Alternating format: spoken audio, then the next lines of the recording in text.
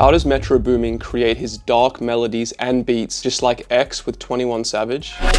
Hold up, I'm just stunting on my ex bitch. Jumpman with Drake and Future. Feel like 2 or 3 weeks out the country. Them boys up to something. And Creepin' with The Weeknd. I just kept it to myself. I don't wanna know. First step is the sound selection. If you have a really happy bright piano, it can be hard to get that dark vibe. I have this sound here.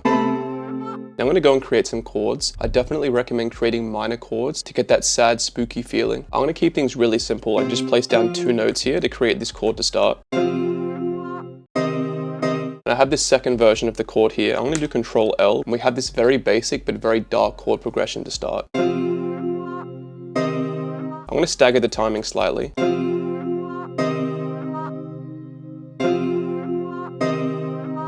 I'm going to duplicate this, and I'm going to move this second section down. And we have this second section of the melody which has a completely different kind of tone. I'm then going to grab the very bottom notes here. I'm going to hold down Shift and drag down 1 octave, and we have these bass notes here which make it sound even more full and dark. I have this counter melody I'm making here with this lead.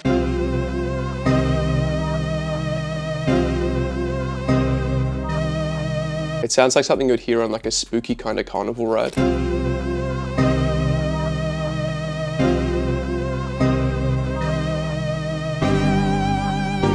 And one thing you'll notice, as this chord progression goes down, this counter melody goes up. It can add suspense and uncertainty to have melody layers doing the complete opposite thing. I'm going to copy this chord progression. I'm going to grab this guitar pluck. I'm going to paste it in, and I'm going to do Alt-A, which opens an arpeggiator. I'm going to set the range to 2. I'm going to set the time multiplicator, and we have this arpeggio here.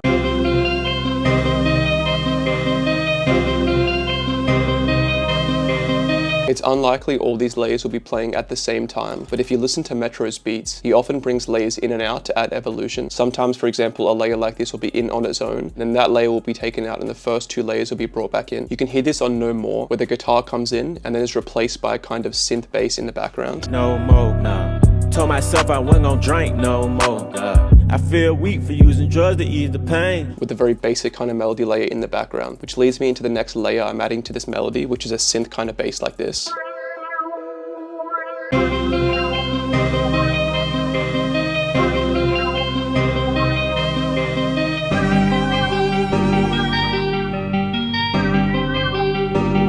And I don't think you can get any darker and spookier like this effect here.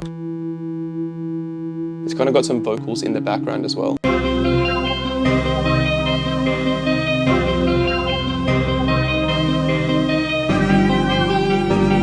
I'm going to add a punchy kick.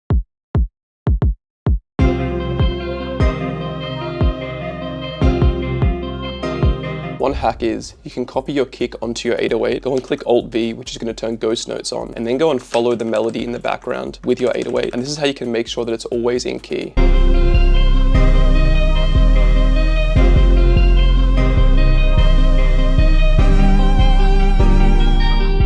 Very basic open hi-hat here.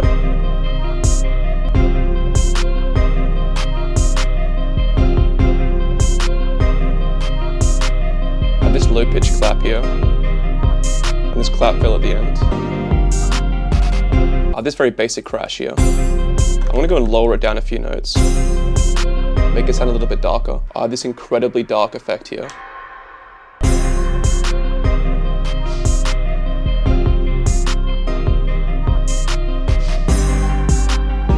I have a 2-step hi-hat sequence here. I'm going to go to 1/4 step, select the first hi-hat and click Control U, which slices it up.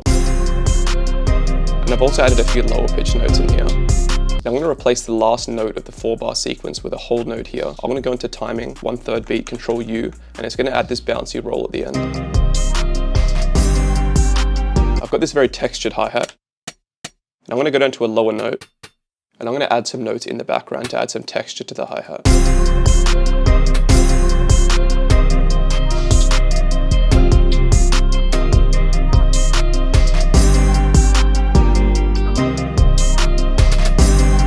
We have this impact perk here at the start. And this roll here at the end. And I copied the snare onto this additional snare here. And with all this done, it's ready to mix this track. I want to go and grab every single layer here. I want to go into the mixer track, go into insert one and click Ctrl-Shift-L, which is going to send every layer to the mixer track. I want to go and solo the first track. I'm turning the volume up on my headphones. I'm going to open an EQ and just cut off some of these lower frequencies here. You can't really hear much of a difference, but this is exactly where the bass and the kick are going to be hitting. So if you have the melody layers filling up all those frequency ranges, it's going to sound a bit distorted, and it's going to be hard to get the kick and 808 sounding loud without the beat clashing. I'm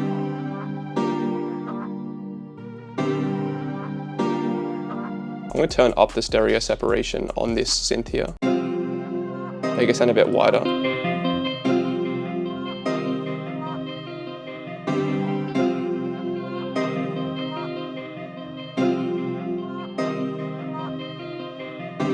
I've got the kick hitting reasonably loud. For the 808 here, I'm going to go and add a distortion. I'm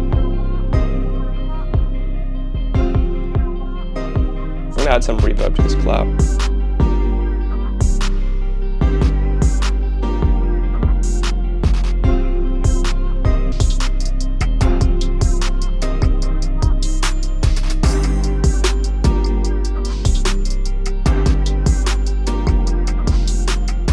With the rough mix finished, I'm going to go into the master. I'm going to add a Fruity Soft clipper and just increase the post.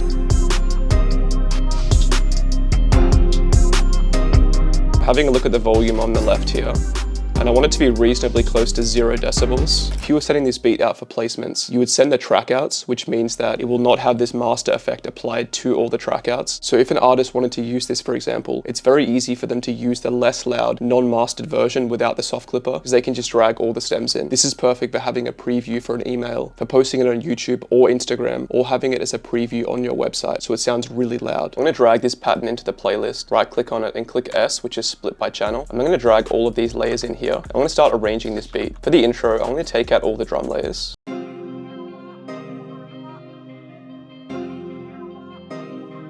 For this sound here, I'm going to have this come in slightly later in the intro.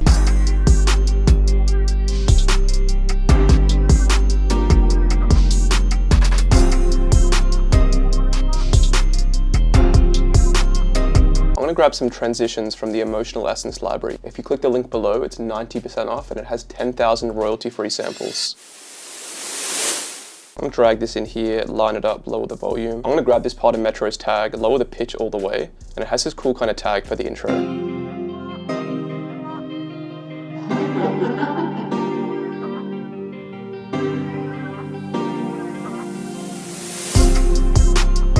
I'm going to take out some of the percussion for the intro here, which adds some evolution because they come in later in the track. And I took the beat out, or the hi-hat out at the end here, which is when the hook is going to come in, which is slightly after this. Now I'm going to take some of the percussion out for the hook.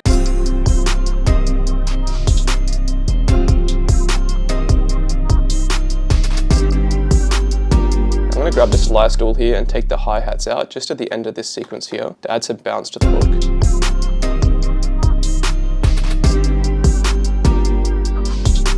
I'm going to bring the verse back in here, and what I'm going to do for the verse is trim out some of the drums just at the start, except for the kick and the 808.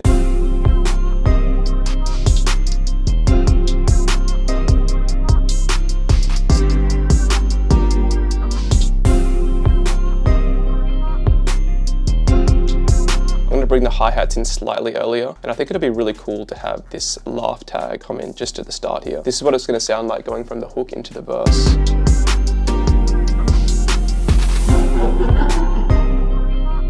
And we go back in with the second 8-bar sequence of the verse and then back into the hook. And if we duplicate this all again and one more time and then add an outro, we're roughly at that 3-minute mark, which is perfect for a Metro Boomin type beat. I hope you use what you learned in this video to make some dark, spooky type beats that are perfect for artists like 21 Savage, Future, Travis Scott, and sometimes even The Weeknd. If you want to get over 10,000 royalty-free samples and MIDI, click the link in the description to get the Emotional Essence library. It has an unbelievable amount of samples, which are perfect for every single emotion. And one of the perfect emotions for this pack is this dark, mysterious one here.